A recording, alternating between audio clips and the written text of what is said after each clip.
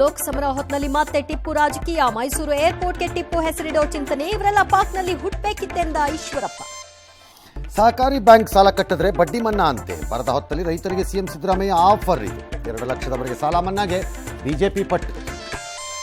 ಕಾಂಗ್ರೆಸ್ನಲ್ಲಿ ಮತ್ತೆ ಜಾತಿ ಸಮೀಕ್ಷೆ ಸಂಘರ್ಷ. ಮುಖ್ಯಮಂತ್ರಿ ಎದುರಲ್ಲೇ ಸಹಿ ಸಂಗ್ರಹ. ಪಕ್ಷಾತೀತವಾಗಿ ಮರು ಸರ್ವೆಗೆ ಲಿಂಗಾಯತ ನಾಯಕರ ಒತ್ತಾಯ. ಸಂಸತ್ ದಾಳಿ ಮಾಸ್ಟರ್ ಮೈಂಡ್ಗಿತ್ತ ಟಿಎಂಸಿ ಸಂಪರ್ಕ. ಶರಣಾಗೋ ಮುನ್ನ ಮೊಬೈಲ್ ದಹಿಸಿದ ಝಾರ್. ಮೈಸೂರಲ್ಲಿ ಮನೋರಂಜನ್ ಕೊಠಡಿ ಸೀಸ್.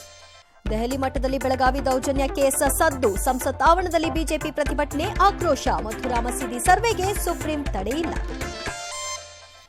ಕೆಎಸ್ಆರ್ಟಿಸಿ ಟ್ರೇಡ್ ಮಾರ್ಕ್ ಉಳಿಸಿಕೊಂಡಿತು ಕರ್ನಾಟಕ. ಕಾನೂನು ಸಮರ ಸೋಲ್ತು ಕೇರಳ. ರಾಜಸ್ಥಾನದಲ್ಲಿ ಬಿಜೆಪಿಯ ಭಜನ್ ಲಾಲ್ ರಾಜ್ಯಭಾರ ಶುರು.